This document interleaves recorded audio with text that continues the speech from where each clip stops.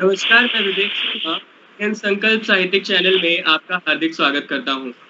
मित्रों, आज कार्यक्रम का मुख्य भारतीय स्वास्थ्य संस्कृति एवं योग। आज हमारे साथ वेब स्टूडियो के तौर पर जुड़ गए हैं।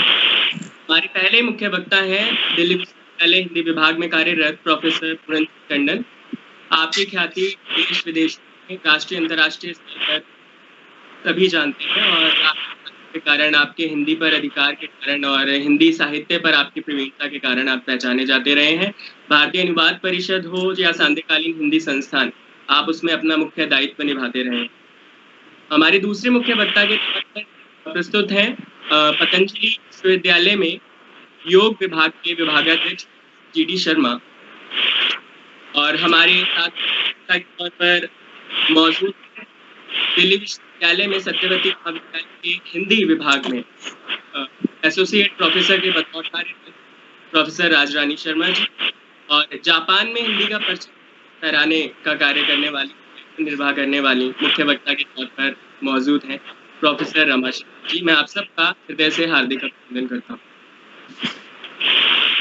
जैसा हमारा रखा गया है, योग दिवस के अवसर पर भारतीय स्वास्थ्य संस्कृति, तो हम मुख्य वक्ता हमारे प्रमुख वक्ता के तौर पर है कि आप इस विषय पर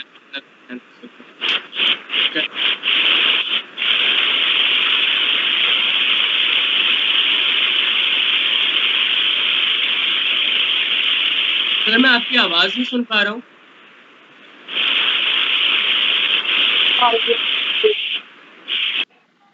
आपको मेरी आवाज आ रही है? हाँ, मुझे तो आ रही है। मेरी आवाज भी मुझे लग रहा है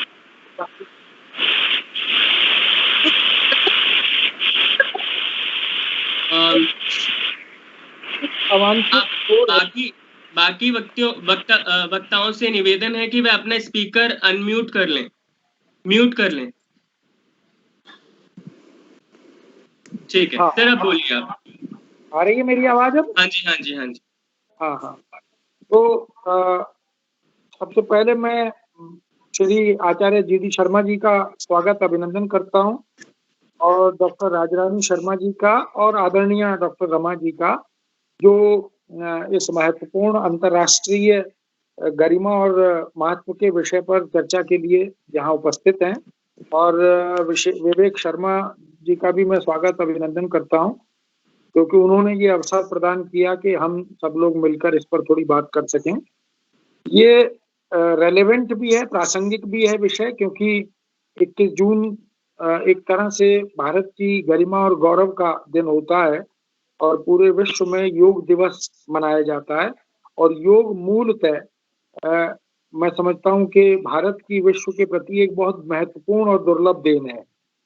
तो ऐसी विधा पर, ऐसे विषय पर हम जब चर्चा करने बैठते हैं तो प्रश्न ये उठता है कि क्या कारण है कि हमने योग जैसी इस दुर्लभ अनुशासन और विधा को कुछ अनदेखा कर दिया, उसकी उपेक्षा कर दी। तो जो पाश्चात्य जीवन शैली है, संस्कृति है, उसने हम सबकी जीवन पद्धति को बदल दिया। हम लोग सुविधा भोगी हो गए। परिणामतः हमने शरीर के साथ, मन के साथ, आत्मा के साथ, विचार के साथ जो श्रम साधना करनी थी वो छोड़ दी। उसके दुष्परिणाम हमें भुगतने पड़े। और इधर विगत कुछ महीनों से जिस वैश्विक महामारी का सामना हम कर रहे हैं, तो फिर से हम सबके सामने योग की प्रासंगिकता पुनर्जीवित हुई, और हम सबको लगने लगा कि जीने के लिए, जैसे श्वास लेने के लिए हवा बहुत जरूरी है, जैसे शरीर को स्वस्थ रखने और सजीव रखने के लिए भोजन जरूरी है, जैसे मानसिक रूप से अद्यतन रहने के लिए अध्ययन जरूरी है, ऐसे ही मन, वचन, कर्म आदि के लिए और स्वस्थ शरीर के लिए, पूरी मानसिकता के लिए योग का होना भी आवश्यक है।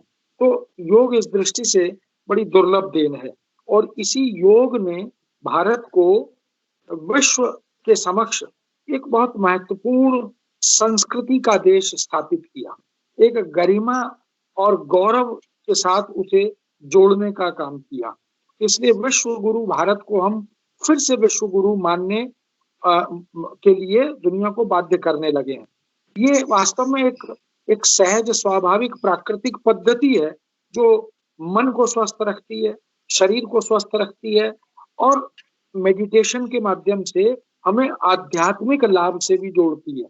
इसलिए मुझे लगता है कि वह योग जो महर्षि पतंजलि की देन था, उसको हमने न जाने क्यों आधुनिक उपकरणों के कारण, बल्कि मैं कभी-कभी ये महसूस करता हूँ कि हम साधना जीवी ना रहकर साधन जीवी हो गए। उसका दुष्परिणाम ये हुआ कि हमने जो हमारे अध्यात्म आदि दर्शन, भक्ति आदि मूल्य हैं और जो योग आदि मूल्य हैं, उनको कुछ-कुछ हमने विस्मृत सा कर दिया।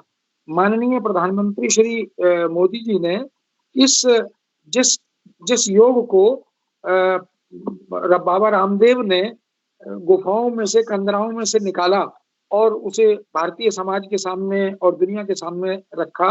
मोदी जी ने उसकी वैश्विक स्तर पर एक प्रतिष्ठा कर दी और योग दिवस 21 जून को अंतर्राष्ट्रीय योग दिवस के रूप में मनाने की प्रेरणा भी उनके माध्यम से बनी। तो ये हम सब के लिए बहुत गौरव की बात है। मुझे लगता है कि जैसा कि योग शब्द का शाब्दिक अर्थ इस बात की ओर इंगित करता है जो जोड़ता है, और योग मतलब दो चीजों को जोड़ना। तो ये जो योग है, ये शरीर को, मन को, आत्मा को, इच्छा को, ज्ञान को, कर्म को ये जोड़ने का काम करता है। और जहाँ-जहाँ ये हो पाया है, उसके प्रत्यक्ष और परोक्ष दोनों प्रकार के लाभ हमारी चिकित्सा पद्धति को, हमारे स्वस्थ मन और स्वस्थ तन को मिलने प्रारंभ हुए। यही कारण है कि भारतीय योग साधना जैसी अनेक संस्थाएं सक्रिय हुई और हमने देखा कि हमारे पार्कों में सुबह-सुबह ब्रह्म मुहूर्त में बहुत सारे योग केंद्र इस दिशा में काम करने लगे। असल में हम अपने युवा बच्चों को ये शायद ज्ञान या शिक्षा नहीं दे पाए कि जिस ये अद्यतन उपकरणों के माध्यम से हमारे बच्चे जाकर बंद कमरों में व्यायाम करते हैं और बहुत सारा पैसा खर्च करते हैं और उसके कितने प्रकारांतर से कितने नुकसान भी उठाते हैं। क्योंकि वह जो पद्धति है, वह किसी एक अंग विशेष पर, जिसे हम जिम कहते हैं, ये जो जिम संस्कृति आई, ये पाश्चात्य संस्कृति है। ये बिल्कुल इसका अंतर इस तरह से समझ सकते हैं कि जो एलोपैथिक मेडिसिन्स हैं और जो आयुर्वेदिक मेडिसिन्स है, दवाएँ हैं, उनमें एक अंतर है। आयुर्वेद जो है, वो पूरे शरीर को केंद्र में रखकर चिकित्सा करता है। शरीर की तमाम अंगों-प्रत्यंगों पर उसकी क्रिया-प्रतिक्रिया क्या होगी, इस दृष्टि से दवा और उपचार आदि की ओर प्रेरणा देता है। जबकि जो एलोपैथी है, वो पर्टिकुलर किसी पार्ट का ट्रीटमेंट करता है और उसके कारण अन्य अंगों पर उसका कोई नुकसान हो, कोई प्रतिक्रिया हो, उसकी चिंता उसे नहीं रहती है। तो जो जिम है, वो किसी अंग विशेष के लिए, जैसे बच्चों को लगता है कि उनकी मांसपेशियाँ मजबूत हो जानी चाहिए, तो वो भुजाओं को ध्यान में रखकर व्यायाम करने लगते हैं, तो उससे उनको स्वस्थ दिखाई देने का एक भ्रम पैदा हो जाता है।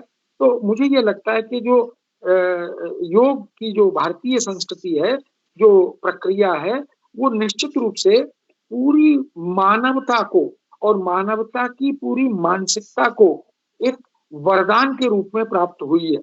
और अब हम ही नहीं, पूरी दुनिया इसकी ओर प्रेरित हुई है और यूरोप के, विश्व के जो बहुत अद्यतन, अधुनातन, विकसित देश हैं, वहाँ भी आत्मसात किया जाने लगा, अपनाया जाने लगा, बल्कि शिक्षा संस्थानों में इसे एक अनिवार्य हिस्सा बनाया जा रहा। तो कहीं न कहीं हमारी जो अंग-प्रत्यंग हैं, ग्रंथियाँ हैं, उन सबको सुचारू रूप से कार्यरत रखने के लिए, सक्रिय रखने के लिए योग का उपयोग, उसकी प्रासंगिकता असंदिग्ध है, उसमें कोई संशय नहीं है। तो योग की एक और बड़ी बात है कि ये हमें रोगों से लड़ने की क्षमता देता है, शक्ति देता है, हमारी इम्यूनिटी को बढ़ाता है, प्रतिरोधी शक्ति को सशक्त करता है। और सबसे अच्छी बात है कि ये अवस्था के हिसाब से नहीं, बाल्यावस्था, युवा अवस्था, प्रौढ़ अवस्था या वृद्ध अवस्था, सभी में योग के फायदे हैं और हर अवस्था के स्त्री-पुरुष, बच्चे या अन्य वर्ग के लोग, विद्यार्थी, कृषक या जो उद्यम आदि से लगे हुए लोग हैं, उन सब के लिए ये वास्तव में बहुत ही त्वचा में एक ग्लो पैदा करता है, चमक पैदा करता है, शरीर को स्वस्थ रखता है, शक्ति प्रदान करता है। ऐसे तमाम तरह के, और हमारी जो मांसपेशियां हैं उन्हें पुष्ट बनाता है। और एक अच्छी बात ये कि जो बहुत जिनके शरीर पर चर्बी बहुत है, उनकी चर्बी घटा देता है, और जिनका शरीर कृशकाय है, दुर्बल है, उसे सशक्त और मजबूत बना देता है। तो ये कैसी अद्भुत ईश्वरीय चमत्कार वाली विधा है, अनुशासन है, कि फैट को कम करता है और कमजोर शरीर को सशक्त बना देता है, जो स्थूलता है, जो मोटापा है, उसे दूर कर देता है। तो ये जो नित्य प्रति अभ्यास की एक भूख है, और हमारी जो खान पान की आदतें हैं, जिसको हमने पाश्चात्य संस्कृति के दबाव में आकर फास्ट फूड कल्चर से जोड़ दिया था, उनसे जो तनाव पैदा होता है, उनसे जो अनिद्रा पैदा होती है, उन सब में भी योग की भूमिका बहुत महत्वपूर्ण है। और जो दिन भर मारामारी में, भागम भाग में, ये मशीनी जीवन शैली में जो एमएनसी वाली जो संस्कृति के बच्चे हैं हमारे, जिसमें पैकेज बड़ा होना चाहिए, भले ही सुख चैन हो या ना हो, वो गाड़ी में बैठकर भी लैपटॉप पर काम कर रहे हैं, किचन में भी काम कर रहे हैं, घर में भी काम कर रहे हैं, 24 घंटे की नौकरी वो लोग कर रहे हैं। उनको भूख नहीं लगती तनाव के कारण, तो पाचन शक्ति कमजोर हो जाती है। उन सब में भी योग की भूमिका असंदिग्ध हो गई है। और प्राणायाम तो हम जानते हैं कि वरदान है, और उसने जो श्वास प्रक्रिया है हमारी, उसको बहुत सशक्त बना दिया। इधर ये जो कोरोना पीरियड में सबसे ज्यादा जो प्रभावित हुई है वो श्वास प्रक्रिया हुई है। तो प्राणायाम से श्वास प्रक्रिया को हम स्वस्थ रख सकते हैं, श्वसन से हम खुद को, परिवार को प्रेरणा दे सकते हैं। दमा, एलर्जी और तमाम तरह के ऐसे पुराने नजले, जुकाम, इन सब को, और साइनस जैसी प्रॉब्लम जो है, इन सब में फेफड़ों में ऑक्सीजन को पहुंचाने, उसकी सप्लाई करने का काम, ये सब हमारी जो कोशिकाएं निर्जीव हो जाती हैं, अशक्त हो जाती हैं, उन्हें फिर से सक्रिय करने में जो भूमिका योग की है, मुझे लगता है कि वो दुर्लभ है। और हम प्रणम्य हैं उनके सामने, नतमस्तक हैं, जो हमारे ऋषि मुनि, जो आचार्य, जिन्होंने इस प्रकार की वरदे संस्कृति हमें दी, और हमें मेडिटेशन के माध्यम से हमारी थकान दूर करने का, हमें अच्छी निद्रा देने का, मन को एकाग्र चित्त करने का, और हमारी जो इच्छा शक्ति है, संकल्प शक्ति है, उसे सशक्त बनाने का एक माध्यम जो है, उपाय जो है, वो योग ने हमारे सामने प्रस्तुत किया। और बहुत सारे असाध्य रोग, जिसमें खास तौर पर जैसे ब्लड प्रेशर की, रक्तचाप का, या शुगर का जो समस्या है, या जो बैड कोलेस्ट्रॉल की जो प्रॉब्लम है, इन सबको, डायबिटीज को, इनको योग के माध्यम से अब बाकायदा सिद्ध किया जा रहा है, उनको दूर किया जा रहा है। तो मुझे लगता है कि हमारे योगाचार्यों का जो उपकार है हम पर, वो वास्तव में अद्भुत है।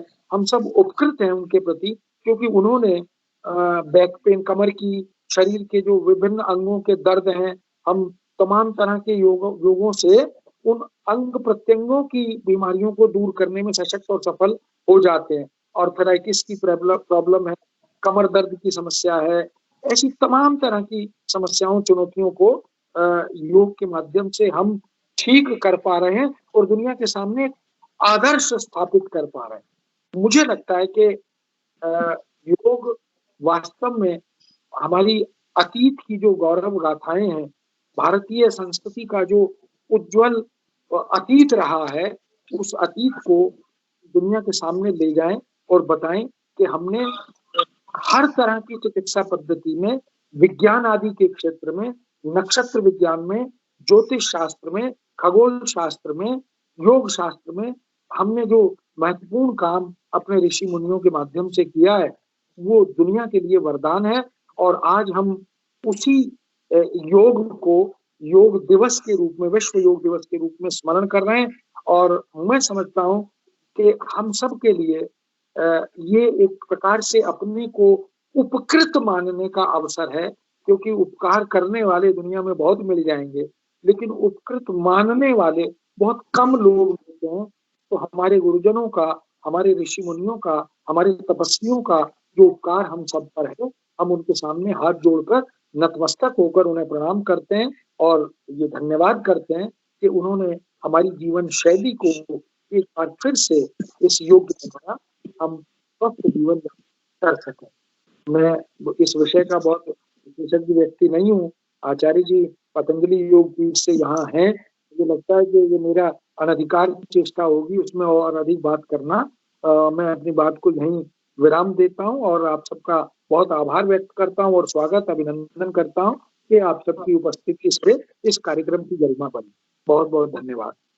मैं हार्दिक आभार व्यक्त करता हूँ साहित्य भूषण आचार्य प्रोफेसर पूरनचंद टंडन जी का, जिन्होंने अपने सारगर्भित वक्तव्य से निश्चित रूप से हमारा मार्गदर्शन किया, हमारा ज्ञानवर्धन किया। द्वितीय वक्ता के तौर पर प्रोफेसर जीडी शर्मा जी से बातचीत से पूर्व मैं उनसे ये कहना चाहूंगा, महर्षि पतंजलि ने जिन 195 योग सूत्रों को एकजुट करके जिस योग साधना का, भारतीय योग साधना की जिसका विकास किया, जिसको निर्मित किया, उस योग में आजकल की युवा पीढ़ी उसे योग को योगा के रूप में जानने लगी और कहीं ना कहीं मन, आत्मा और शरीर का जो तालमेल था उसमें सिर्फ शरीर की शारीरिक फिटनेस को अधिक अहमियत देने लगी। आप भारतीय योग संस्कृति और इसकी स्वास्थ्य परंपरा में इस चीज को, योग को किस रूप में देखते हैं? मेरा ये प्रश्न है सर आपसे। धन्यवाद विवेक जी, आपने मुझे इस संवाद श्रृंखला में जोड़ने की चेष्टा की और मुझे विद्वानों के साथ वार्तालाप करने का एक स्वर्ण अवसर प्रदान किया। मैं मेरे से पूर्व वक्ता प्रोफेसर टंडन जी का, आदरणीय डॉक्टर राजरानी जी का, आदरणीय डॉक्टर रमा जी का भी बहुत बहुत स्वागत करता हूं इस संगोष्ठी में। उनका अभिनंदन करता हूं, वंदन करता हूं और अपनी बात को आगे बढ़ाता हूं। हमारी संत सत्ता जो अनादिकाल से चलती आ रही है, जिसके कारण कि आज हम जो सत्ता परंपरा ने जो हमें कुछ विधान दिया था, कहीं ना कहीं हम उससे भी दूर हट रहे हैं। क्योंकि मैं बात करना चाहूंगा सबसे पहले भारतीय संस्कृति की। भारतीय संस्कृति तो बहुत ज्यादा पारदर्शी है और ये सर्वजन हिताय सर्वजन सुखाय की बात करती है, लोका समस्ता सुखिनो भवंती की बात करती है। और इसी प्रकार से हमारी संस्कृति इतनी पारदर्शी है कि जो बाहर से है वही वो अंदर से है। ऐसी नहीं है कि जिस प्रकार से एक अखरोट होता है, बाहर से वो सख्त होता है, अंदर से नर्म होता है। लेकिन दूसरी तरफ हम देखें, आम होता है, वो बाहर से नर्म होता है, अंदर से बाहर से नर्म होता है, अंदर से सख्त होता है।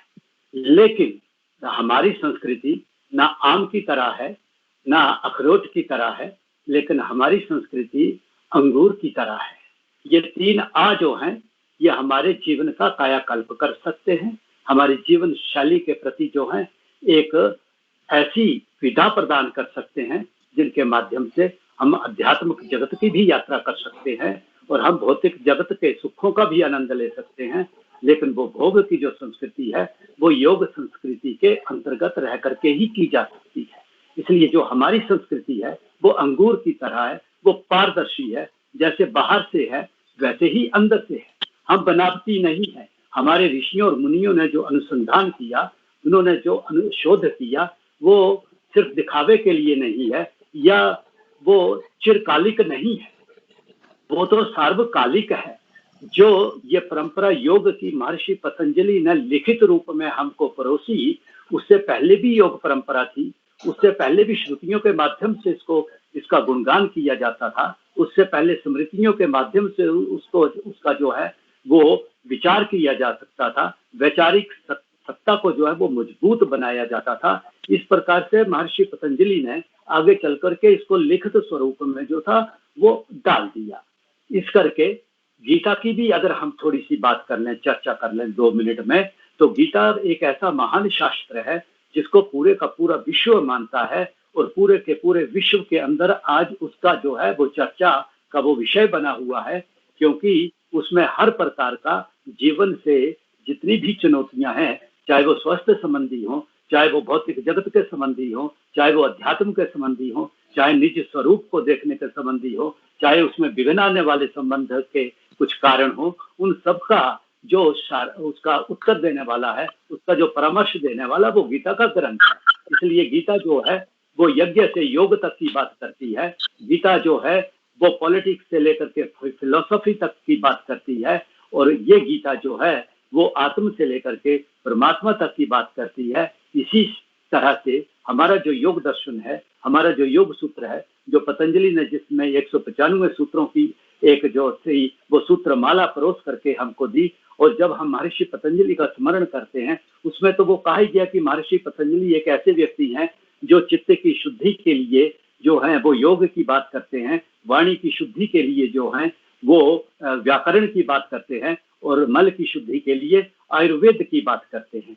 मेरा कहने का तात्पर्य ये है कि हम चाहे कुछ भी कर ले, हम आसन कर ले, हम प्राणायाम कर ले, हम षट क्रियाएं कर लें, हम ध्यान कर लें, हम धारणा कर लें, कुछ भी कर लें, लेकिन जब तक वैचारिक शुद्धि नहीं होगी तो वैचारिक शुद्धि ना होने के कारण ये सारे के सारे जो तरीके हैं, ये सारी की सारी जो प्रणालियां हैं, ये सारी की सारी जो विधाएं हैं या विधान है, ये उतने सक्षम नहीं हो पाएंगे हमें लाभ देने में, जितना कि वैचारिक शक्ति को हमने बिल्कुल ठीक ढंग से करना है, ताकि स्वास्थ्य का भी संरक्षण हो सके और योग का भी हम पूरी निष्ठा से अभ्यास जो है वो कर सकें, और अपने जो संस्कृति है, जो प्राचीन संस्कृति है, भारत की संस्कृति जिसकी गौरव गाथा पूरा विश्व मानता है, जो हमारा प्री कोलंबियन कल्चर था साउथ अमेरिकन कॉन्टिनेंट के अंदर, वहां पर जो है वो एक कोलंबिया नामक का प्रांत भी है, वहां एक सेंट ऑगस्टीन नामक का छोटा सा एक जगह है, छोटा सा एक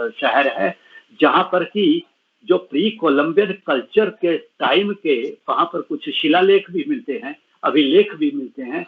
वहां पर आज भी अगर हम जाएं तो हठ योग की क्रियाएं और हठ योग की क्रियाओं के साथ हम स्वास्थ्य का संरक्षण कैसे कर सकते हैं, हम मानवतावाद के पुजारी कैसे बन सकते हैं, हम समस्त जीवों के जीवन मूल्यों के प्रति कैसे जागरूक हो सकते हैं, हम अपने राष्ट्र के उत्थान के लिए हमारा क्या योगदान हो सकता है, ये सारी चीजें जो है प्री कोलंबियन कल्चर में वहाँ साउथ अमेरिका के अंदर अभ्यास की जाती थी। तो इसका तात्पर्य यह है, ये आज की विधा नहीं है। हाँ, आज इसका प्रचार और प्रसार मीडियम के माध्यम से, मीडिया के माध्यम से बहुत हो चुका है, जिसका कि सभी लोग जो हैं वो अपना रहे हैं।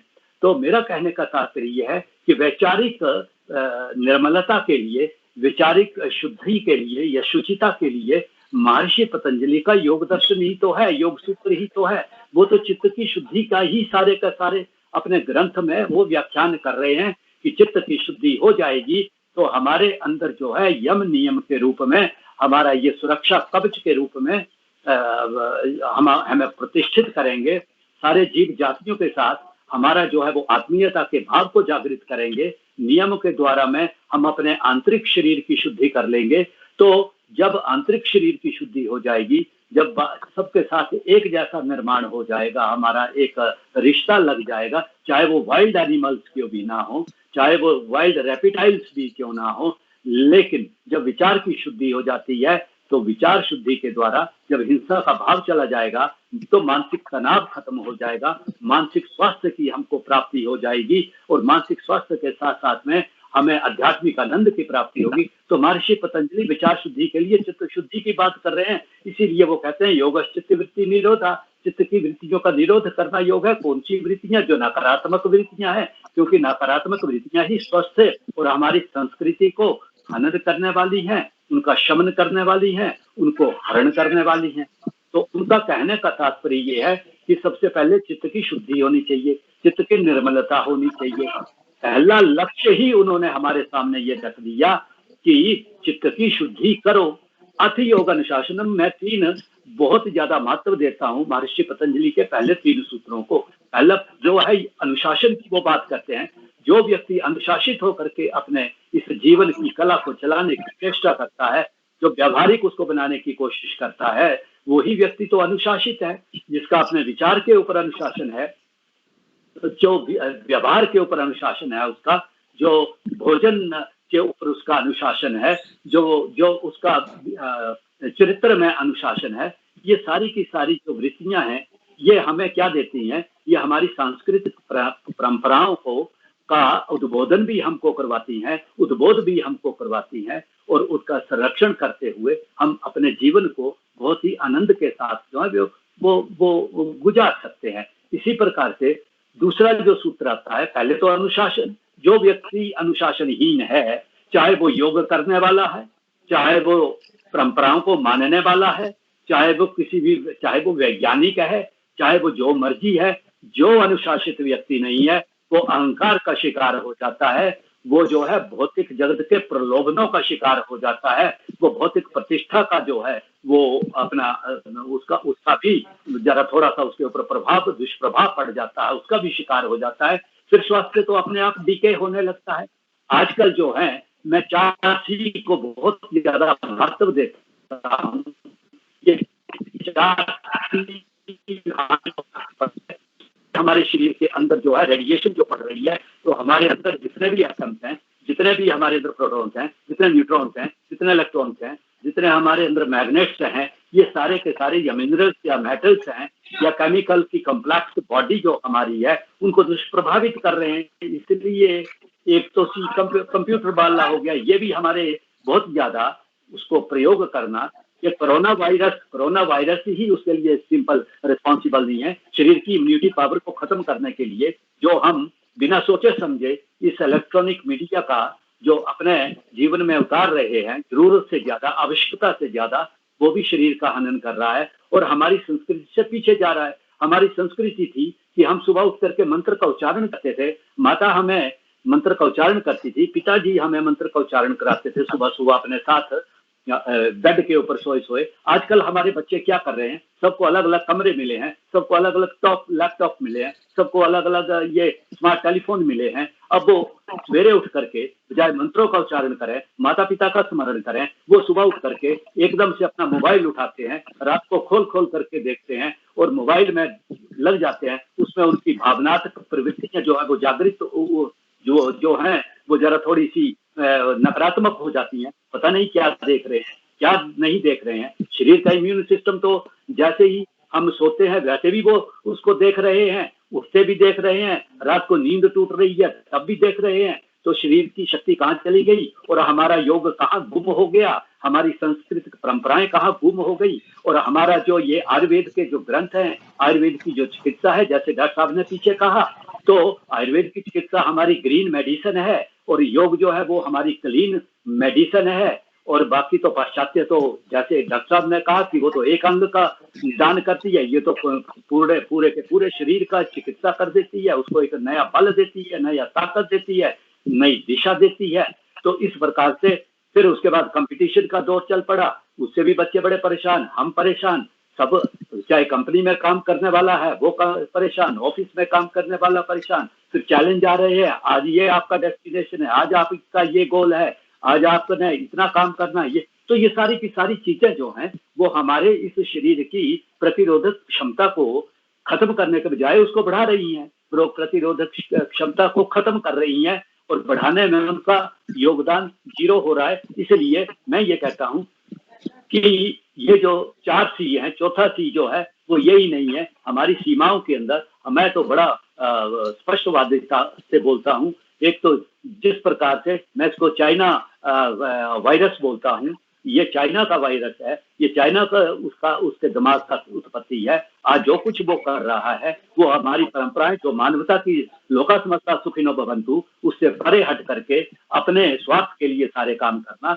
ये हमारी संस्कृति मानवों की नहीं है। मानव संस्कृति ईश्वर प्रदत्त नहीं थी, लेकिन क्या करें हो गई। तो इसलिए इन सारी चीजों से निपटने के लिए एक आगे वो एक और व्यवधान बतलाते हैं कि हम जितना टॉक्सिक खाना खा रहे हैं, जितना इंसेक्टिसाइड पेस्टिसाइड खा रहे हैं, हम अगर षटक्रियाएं कोई भी करेंगे, लेती धोती या कुंजल क्रिया करेंगे, उससे हमारा एंटी टाइटनस जो है वो जरा थोड़ा सा उसकी ट्रीटमेंट हो जाती है। वो एंटी टाइटनस के रूप में काम करते हैं, वो सैलाइन थेरेपी के रूप में काम करते हैं। आगे आसन जो है वो शरीर की जो परिस्थिति चल रही है उसको और ज्यादा आसान बना देते हैं। आसन करने से हमारे अंदर एक जो है वो शरीर के प्रति जो है वो एक उत्साह की भावना पैदा हो जाती है। मेरा शरीर लचीला हो गया, मेरा शरीर बिल्कुल हल्का फुल्का हो गया, तो व्यक्ति की इम्यून पावर तो अपने आप बढ़ेगी बढ़ेगी। और हमारी जो ये परंपराएं हैं उनके उनके उनके उनके लिए भी उनकी श्रद्धा का और विश्वास का जो भाव है वो जागृत हो जाएगा।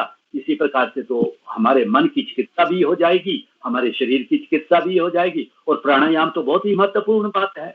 अब प्राणायाम, ये जो वायु हम लेते हैं, वर्चुअली प्राणायाम वो जो है ये हमारे जीवन की एक लाइफ लाइन है। अगर ये नहीं होगा तो जीवन चलेगा कैसे? और उसका जो गेट है, उसका जो द्वार है वो हमारी नासारंध्र है। और नासारंध्र के साथ सप्त द्वार और बने, 6 द्वार और हैं, 2 आंखें, 2 कान, 2 नाक ये भी हैं, एक मुंह भी इनका जो है वो 2 आंखों के साथ एक मुंह भी है। तो ये सप्त द्वार हैं। तो जब हम श्वास ये लेते हैं तो ये सिंपल श्वास नहीं होता है। इसमें बाहर जो कुछ भी इलेक्ट्रॉन्स हैं, प्रोटॉन्स हैं, या हमारे एटम्स हैं, हमारे मैग्नेट्स हैं, हमारे मिनरल्स हैं, हमारे मेटल्स हैं, हमारे रॉक साल्ट हैं, और हमारे जितने भी मेडिसिनल वैल्यूज के जो प्लांट्स हैं उनके अंदर जो गुण हैं जो कि ऊपर उठते रहते हैं, जिनको कि वो प्रसारित और बाहर की तरफ ट्रांसमिट करते हैं, ये वायु उन सबको अपने में एब्जॉर्ब करने के पश्चात हमारे पास पहुंचती है। जब हम उसका अंदर उसको लेते हैं तो उसके कारण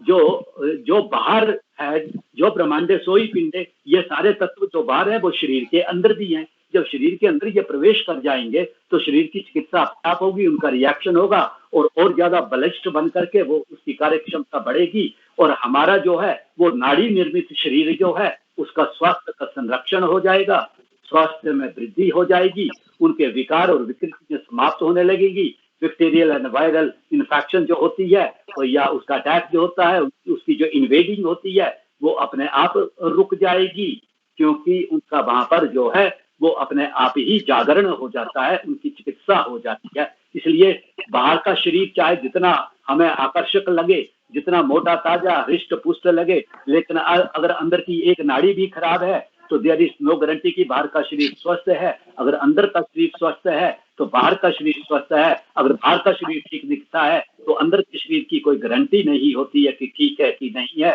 कई दिखने वाले बहुत रोगों से त्रस्त रहते हैं, कोई डायबिटीज से परेशान है, कोई हार्ट प्रॉब्लम से परेशान है, कोई साइनस से परेशान है, कोई स्पॉन्डिलाइटिस से परेशान है, कोई साइनस से, कोई किसी, कोई एब्डोमिनल, कोई कॉन्स्टिपेशन, कोई किसी न किसी चीज से। लेकिन अगर दवाई खाइए तो ठीक दिखता है, लेकिन वो ठीक नहीं है।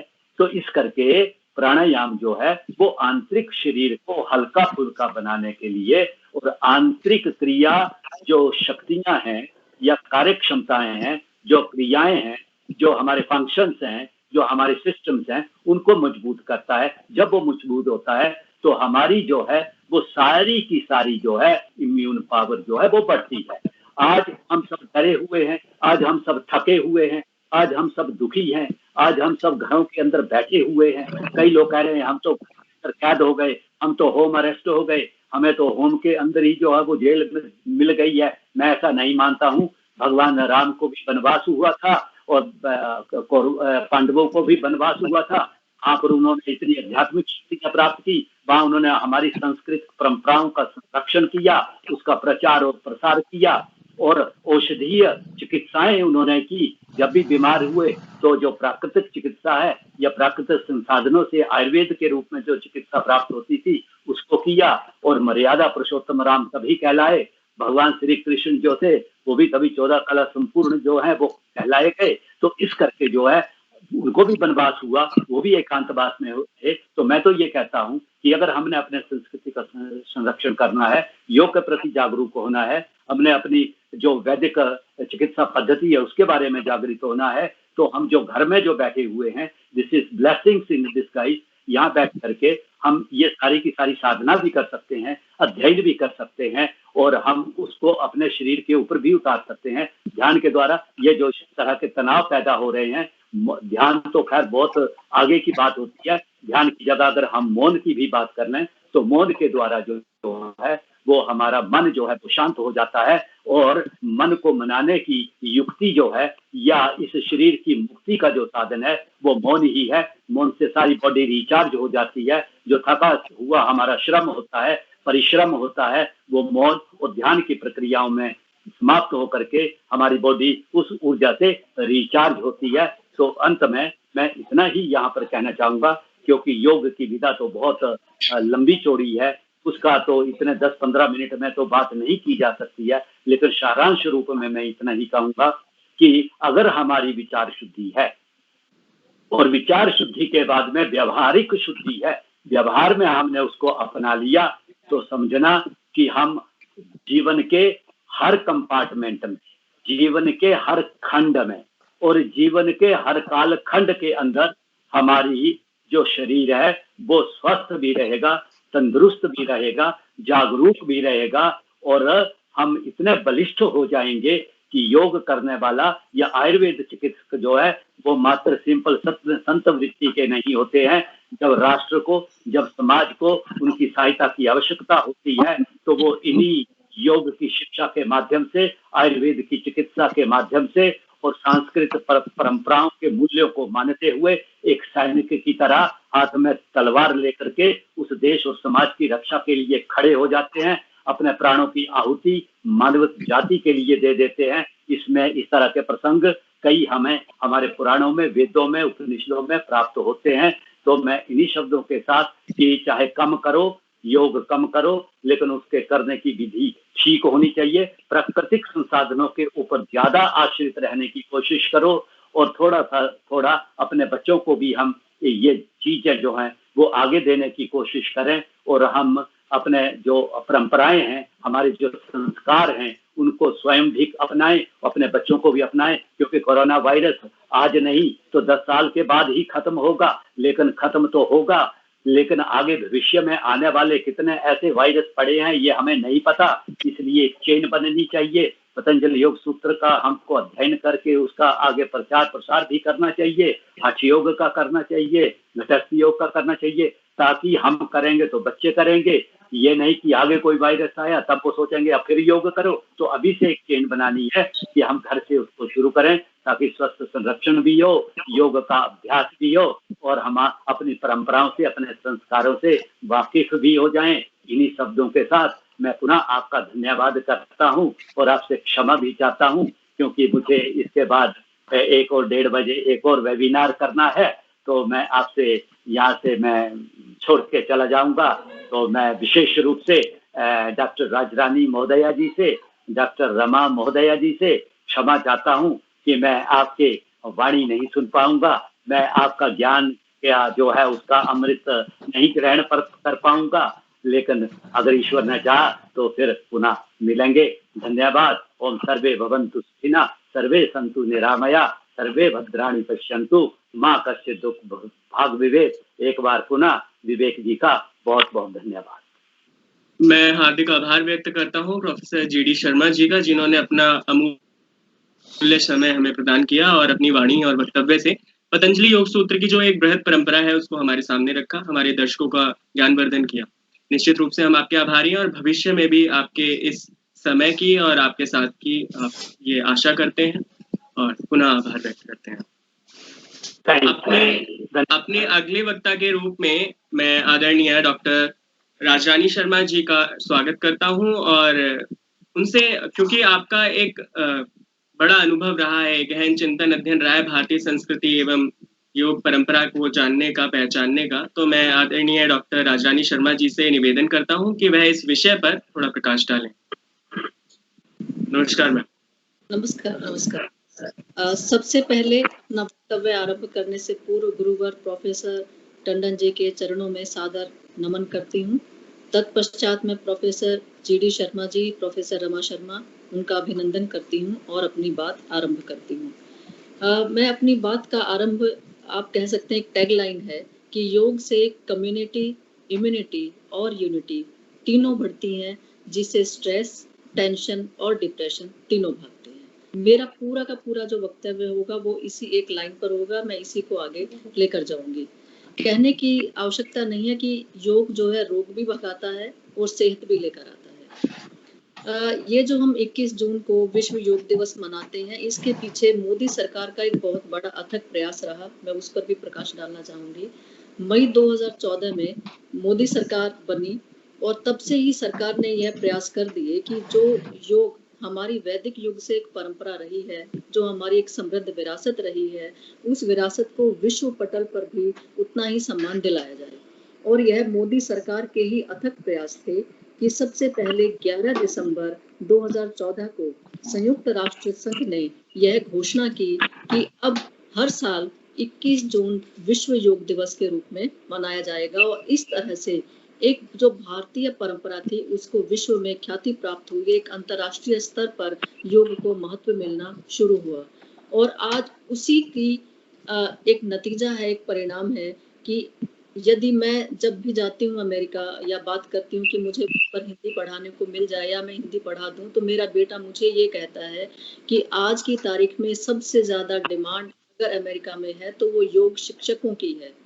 इन्हीं 5 सालों में पूरे के पूरे विश्व पटल पर योग इस समय इतना प्रसिद्ध हो गया है कि हिंदी की इतनी प्रसिद्धि नहीं है जितनी की एक योग टीचर की है। मुझे बार बार मेरा बेटा कहता है कि आप योग सीखो, आप योग सीखो, योग की बहुत ज्यादा डिमांड है यहाँ पर।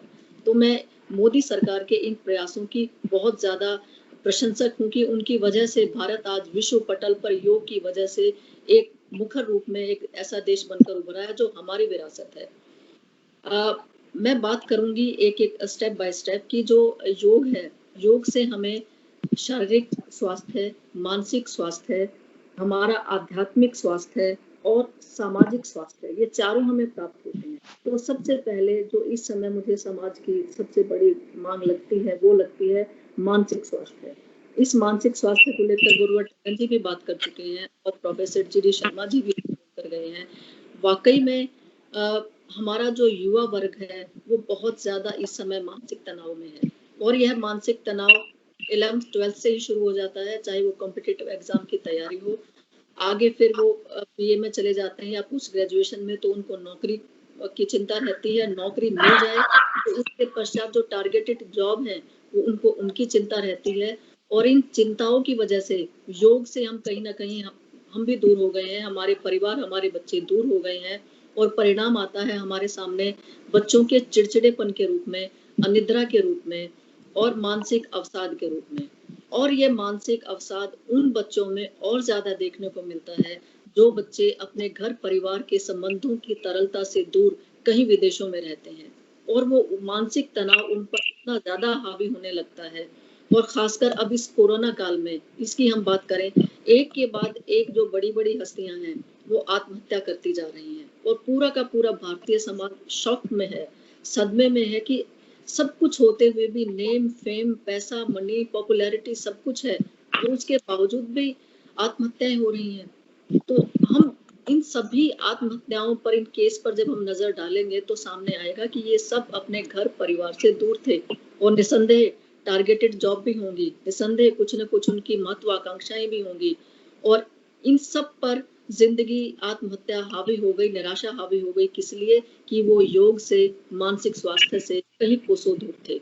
यदि वो प्राणायाम कर रहे होते, यदि वो योग कर रहे होते तो योग की वजह से उनकी सारी निराशाएं आशाओं में परिवर्तित हो जाती, उनके सारे अवसाद आते ही नहीं, आते तो तुरंत दूर भी हो जाते, वो इतनी गहराई तक ना पहुंचते कि उनको अपनी जान से हाथ धोना पड़ जाता। योग करने से या प्राणायाम करने से मनुष्य के अंदर इतनी अधिक सकारात्मक ऊर्जा आती है कि एक भी नकारात्मक विचार वो अपने अंदर आने नहीं देते। और मेरा यकीन मानिए कि जो प्रतिदिन योग और प्राणायाम करने वाला इंसान होता है वो मुस्कुराहट, वो स्निग्धता, वो खुशहाली उसके चेहरे पर भी नजर आती है। हमें दूर से ही लग जाता है कि किसी आदमी के आने से हमें अच्छा लगता है, करने से किसी के देखते ही हमारे मन में ही चिड़चिड़ापन उत्पन्न हो जाता है। ये पॉजिटिविटी, ये नेगेटिविटी, ये सब प्राणायाम और योग देता है, जो आदमी के अंतर मन में ही नहीं उसके बाह्य स्वरूप में भी वो चीजें झलकने लगती हैं। अब मैं बात करती हूँ शारीरिक स्वास्थ्य की।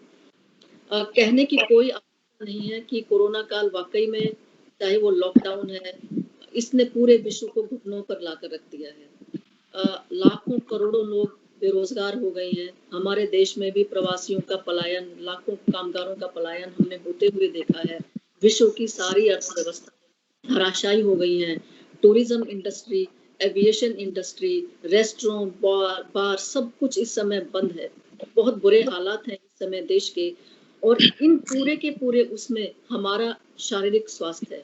मैं यहाँ पर एक जो चिकित्सक कहते हैं, जो डॉक्टर कहते हैं, वे ये बोलते हैं कि जब हम योग करते हैं और व्यायाम करते हैं तो उससे हमारे शरीर के अंदर कुछ हैप्पी हार्मोन्स रिलीज होते हैं, और वो हम बाद में फील भी करते हैं। हम कोई भी एक्सरसाइज करें तो एक्सरसाइज करने के उपरांत हमें वो फीलिंग भी होती है। जैसे ही हम वो करते हैं हमारे शरीर के अंदर हार्मोन उत्पन्न हुए, और वो हार्मोन्स विश्व में उससे ज्यादा ताकतवर कोई स्टेरॉइड इंजेक्शन भी नहीं बना, वो इतने ज्यादा ताकतवर होते हैं। तो यदि हम प्रतिदिन इस तरह व्यायाम करेंगे, योग करेंगे, तो अनुमान कीजिए कि कितनी बड़ी संख्या में हमारे शरीर के अंदर वो हैप्पी हार्मोन रिलीज होंगे, और हमारा शारीरिक स्वास्थ्य कितना अधिक अच्छा होगा। हम स्वस्थ होंगे, परिवार स्वस्थ होगा, हमारे आसपास का माहौल भी स्वस्थ होगा, खुशनुमा होगा। हमसे भी 50 लोग सीखेंगे, पूछेंगे इसकी वजह क्या है, तो कहीं ना कहीं हम लोगों की प्रेरणा भी बनेंगे कि समाज हमारा स्वस्थ हो। अब मैं आती हूँ अपने तीसरे बिंदु पर। तीसरा बिंदु है सामाजिक स्वास्थ्य। इस पर गुरुवर टंडन साहब ने भी प्रकाश डाला था कि हम सुबह सुबह पार्क जाते हैं। डिस्ट्रिक्ट पार्क है मेरे घर के पास, वहां पर मुझे कम से कम 50 ऐसे समूह मिलते हैं जो योग करते हैं, 15 की संख्या में, 20 की संख्या में।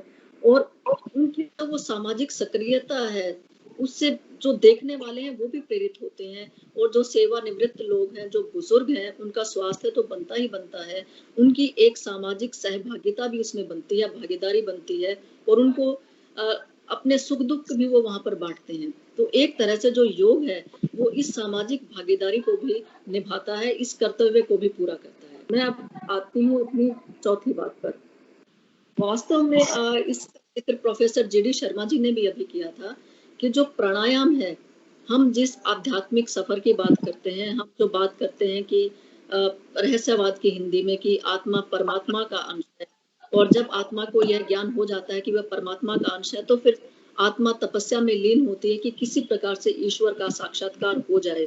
तो उसकी जो आरंभिक अवस्था है वह प्राणायाम है। मैं अगर ये कहूँ कि अध्यात्म की पहली सीढ़ी प्राणायाम है, क्योंकि प्राणायाम से व्यक्ति का मन एकाग्र होता है, व्यक्ति का मन कंसंट्रेट होता है, वह कंसंट्रेशन सीखता है। तो जब हम अपने आध्यात्मिक सफर को आरंभ करते हैं तो उस सफर के आरंभ की पहली सीढ़ी हमारा प्राणायाम है। जब हम प्राणायाम करते हैं, प्राणायाम के उपरांत ही जो उसमें रेचक, कुंभक और ये क्रियाएं होती हैं, इन क्रियाओं के पश्चात ही हम अपने सांसों पर पूरी तरह से नियंत्रण पाते हैं, और तभी हम जिसे कबीर ब्रह्मरंध्र कहते हैं, रस गगन गुफा में अझर झरे, वो उस ब्रह्मरंध्र में अपने मन को एकाग्र करते हैं, तब हमें कुछ हम अध्यात्म की सीढ़ियां चढ़ते चलते हैं। तो मेरा कहने का मतलब कुल मिलाकर कि जो योग है, जो व्यायाम है, अगर हम पूरी तरह से अपने इस मानसिक स्वास्थ्य को, शारीरिक स्वास्थ्य को, सामाजिक स्वास्थ्य को और आध्यात्मिक स्वास्थ्य को अगर ठीक रखना चाहते हैं, तो उसका एकमात्र तरीका हमारा योग है और व्यायाम है। और इस कोरोना काल में भी जब सब की सब पूरी की पूरी दुनिया प्रताड़ित है, पीड़ित है, इसके भी अब दो ही तरीके हैं।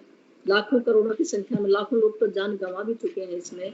इम्यूनिटी बढ़ाने के केवल और केवल दो तरीके हैं। एक हमारे घरेलू मसाले, जिनमें वो काढ़ा और वो सब बताया जा रहा है, लौंग है, दालचीनी है, या गिलोय है, अश्वगंधा, या और कई चीजें कि उनका काढ़ा या दूध में या कच्ची हल्दी दूध में गोल्डन मिल्क बना के पिया जाए। इसके अतिरिक्त प्राणायाम, गुरुवर के अलावा जो प्रोफेसर शर्मा जी भी अभी बोल कर गए हैं, मैं ये कहना चाहती हूँ कि हम जो प्रतिदिन श्वास लेते हैं, उससे हमारे फेफड़ों का पूरा 100% उपयोग हम नहीं कर पाते हैं। हाँ, यदि हम प्राणायाम करें तो हमारा श्वसन तंत्र और हमारे फेफड़े पूर्ण रूप से सक्रिय हो जाते हैं, और जब वो पूर्ण रूप से सक्रिय हो जाते हैं, क्योंकि कोरोना फेफड़ों की बीमारी है, निमोनिया वो बनाती है, तो कोरोना जैसी बीमारी, चाहे वो अस्थमा हो या फिर निमोनिया, ये जो इतनी घातक बीमारियां हैं, इन घातक बीमारियों से भी हम लड़ने में सक्षम हो सकते हैं। तो मेरी यह अपील है कि हम स्वयं भी योग करें और दूसरों को भी योग के लिए प्रेरित करें। धन्यवाद। मैं आभार व्यक्त करता हूँ डॉक्टर राजरानी शर्मा जी का, जिन्होंने अपने गहन और विस्तृत जो उनका अध्ययन क्षेत्र रहा है, उस क्षेत्र से बहुत सारे अमूल्य जो ज्ञान के मोती हैं वह हमें प्रदान किए और हमारा मार्गदर्शन किया। निश्चित रूप से अंतर्राष्ट्रीय, राष्ट्रीय स्तर पर इससे अनेक श्रोताओं को, अनेक दर्शकों को लाभ होगा। और जो आपने समसामयिक संदर्भों से इन विषयों को जोड़ा है, उसकी प्रासंगिकता पर आपने बात की है, योग की प्रासंगिकता पर आपने चर्चा की, इसके लिए मैं आपका हार्दिक आभार व्यक्त करता हूँ। और मैं इसके साथ ही सीधा हम मुखातिब होते हैं अपने मुख्य वक्ता के तौर पर प्रस्तुत उपस्थित यहाँ प्रोफेसर रमा जी से, जो जापान में हिंदी का परचम लहरा रही हैं, और आप एक बेहद महत्वपूर्ण कार्य कर रही हैं अंतर्राष्ट्रीय स्तर पर हिंदी के परचम को लहराने का और हिंदी के विस्तार, उसकी प्रासंगिकता को समस्त विश्व में, विश्व पटल पर सबके सम्मुख प्रस्तुत करने का, तो मैं आपका हार्दिक अभिनंदन करता हूँ। मैम, मैं आपसे एक प्रश्न मेरा यह है कि आज संयुक्त राष्ट्र संघ अंतर्राष्ट्रीय योग दिवस की अहमियत जानता है, उसकी प्रासंगिकता जानता है, हम उसे निरंतर प्रतिवर्ष मना रहे हैं। लेकिन आज जब हम योग को देख रहे हैं अंतर्राष्ट्रीय स्तर पर, भारतीय स्वास्थ्य परंपरा में योग के महत्व को किस रूप में देखा जा रहा है, वह क्या विजन है, वह क्या दृष्टि है, उस संदर्भ में मैं आपसे चाहूंगा कि आप इस विषय पर दृष्टि डालें और उस पर प्रकाश डालें। जी जरूर।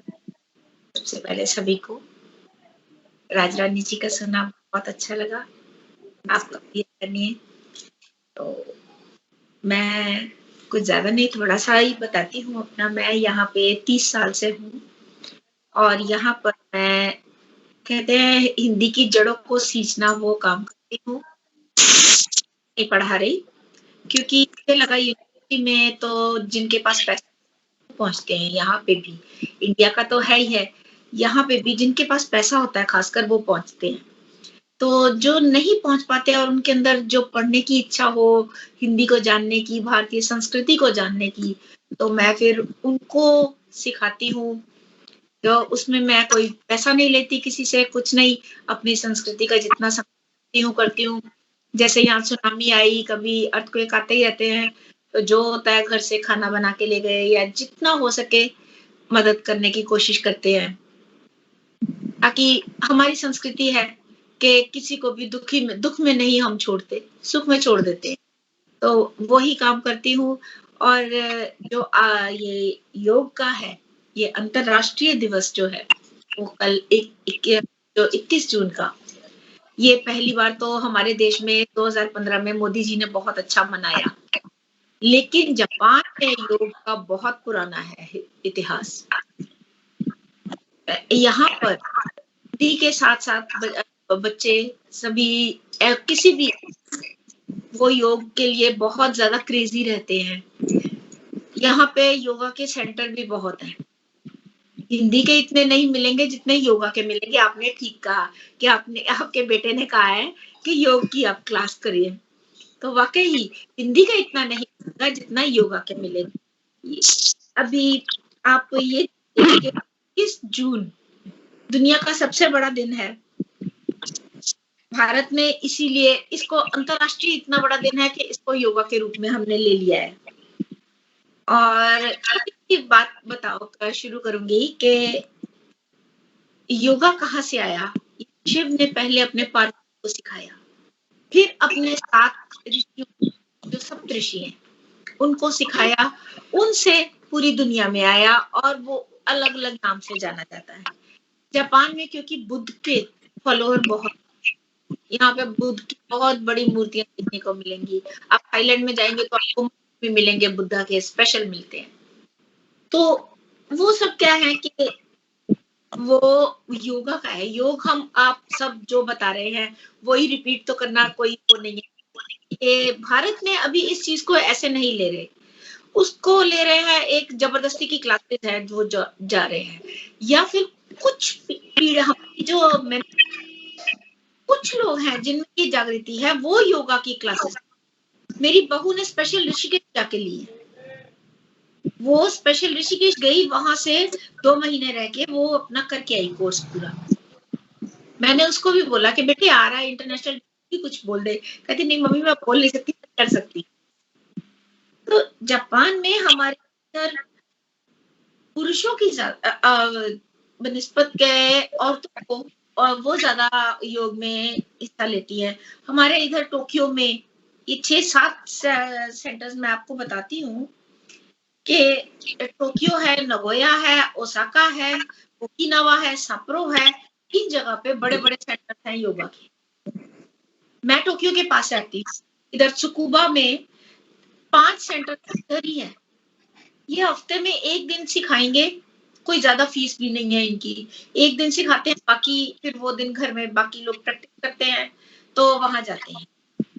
यहाँ के जो मान्यता प्राप्त हैं उनको विवेकानंद जी को फॉलो करते हैं और इनको सर्टिफिकेट देते हैं ताकि वो अपने घर में कहीं पे भी योगा कर सके। इंडिया से भी बच्चे आते हैं यहाँ पे योगा के लिए, योगा सीखने भी सिखाने भी, क्योंकि जब 2 देशों के मिलते हैं तो उनको बड़ा कुछ होता है, सपना देते हैं, कुछ दूसरे का लेते हैं। लेकिन क्योंकि जापान ऐसा देश है वो भारत को बहुत ज्यादा मानता है, कई देशों में हिंदी में भी, अब यूनिवर्सिटी में भी हिंदी पढ़ाते हैं, टोक्यो में भी, ओसाका में भी। और यहाँ पे देखिए हिंदी का अगर देखिए तो हाइकू का यहाँ से शुरुआत हुई है, जापान से। और जापान सबसे पहले योगा के क्लासेस और इनके सेंटर्स बन गए हैं। तो मेरा ये कहना है, भारतीय सभी जो भी स्टूडेंट्स हैं, नए विद्यार्थी, अगर जापान जैसे देश में ऐसे हो सकते हैं विद्यार्थी, वो इतने जागरूक है, ये तो हमारे देश में क्यों नहीं है? तो मुझे अपने देश के लिए थोड़ा सा हो भी जाता है कि इनको जबरदस्ती हमें कहना पड़ता है, ये करो, इससे तुम्हें ये रिलैक्स मिलेगा, तुम जो ये स्ट्रेस में जी रहे हो, जो आपने बिल्कुल ठीक कहा, जो आत्महत्या है या कुछ भी है, ये बिकॉज ऑफ स्ट्रेस है। और स्ट्रेस को रिलीज करने का सबसे अच्छा उपाय है योग। योग अगर हम जी रहे हैं, कर्म योग है, ये सब योग है, लेकिन आप कौन से रूप में ले रहे हो? आप गीता पढ़ो, आपको योग का पता चलेगा। मैं छोटी सी अपने 2-4 लाइनों में अपनी कविता सुना। मन पर काबू, तन पर काबू करवाता है योग, भोग छुड़वाए अध्यात्म में लगाए, जो कर ले सच्चा योग। योगी भोगी ना हो सके, भोगी योगी बन जाए, जो भोगी योगी बने तो कोई ना रोगी हो। बस ये 2-4 लाइनें कहूंगी और मेरी सभी से ये निवेदन रहेगा कि बच्चों सभी आगे आओ, किसी भी एज के हैं तो योग करने के लिए जरूर करना चाहिए। मैं जहाँ हिंदी सिखाती हूँ, मैंने अभी ये भी सोच रही हूँ कि साथ में मैं योगा का भी प्लान करूँ, क्योंकि मैंने छोटा सा कल्चरल सेंटर भी बना रखा है, तो उसमें योगा का करूंगी तो जरूर सारे आएंगे। बस यही संदेश देते हुए मैं नमस्कार करूंगी। जय। मैं पुनः आभार व्यक्त करते हुए कहूंगा कि प्रोफेसर रमा शर्मा जी ने आज अंतर्राष्ट्रीय स्तर पर योग की जो ख्याति है और भारतीय स्वास्थ्य परंपरा की जो प्रासंगिकता है उसको सबके सम्मुख रखा, और अपनी कविता की पंक्तियों से भी मानवीय लिप्सा से उठकर योग और ध्यान को महत्व देते हुए अपनी बात को सम्मुख रखा सबके समक्ष, और जो अपने व्याख्यान के माध्यम से हमारा ज्ञानवर्धन किया। मित्रों, आज का जो मुख्य विषय था, जो कार्यक्रम का जिसे हमने आधार बनाया था, वह था भारतीय स्वास्थ्य संस्कृति एवं योग। निश्चित रूप से आपने हमारे मुख्य वक्ताओं के व्याख्यान से, उनके वक्तव्य से अपना ज्ञानवर्धन किया होगा, इसे अपने जीवन में, अपने व्यवहार में, अपने कर्म क्षेत्र में उतारने का प्रयास किया होगा। मैं बस इतना कहकर अपनी वाणी को विराम दूंगा कि जिसे विज्ञान और जिसे गॉड पार्टिकल कहा गया, जिसे ईश्वरीय कण कहा गया, जिस पर 19वीं शताब्दी में विज्ञान ने भी प्रश्न चिन्ह खड़े किए, वह भी आप एक्सोजोन के रूप में, ईश्वरीय कण के रूप में उसे महत्व दे चुके हैं।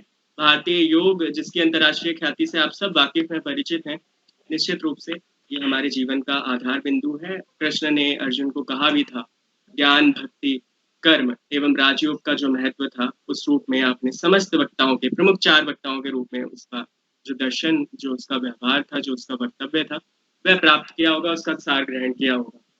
और मैं पुनः आभार व्यक्त करता हूँ आदरणीय गुरुवर प्रोफेसर पूरनचंद टंडन जी का, जिन्होंने अपना अमूल्य समय हमें प्रदान किया, हमारे दर्शकों का मार्गदर्शन किया। मैं आभार व्यक्त करता हूँ प्रोफेसर GD शर्मा जी का, जिनके विचारों से हमें निरंतर हमारा मार्गदर्शन होता रहेगा। आदरणीय वक्ता डॉक्टर राजरानी शर्मा जी का, जिन्हें अपने गहन वक्तव्य से हमें एक नया मार्ग दिखाया, और प्रोफेसर रमा शर्मा जी का, जिन्होंने अंतर्राष्ट्रीय स्तर पर हिंदी की ख्याति, उसके परचम को फहराया है और हमें हमारा मार्गदर्शन किया है। तो मित्रों, उन्नयन संकल्प साहित्यिक चैनल से निरंतर जुड़े रहिए। बहुत जल्द पुनः भेंट होगी नए विषय, नए वक्ताओं के साथ। तब तक के लिए धन्यवाद।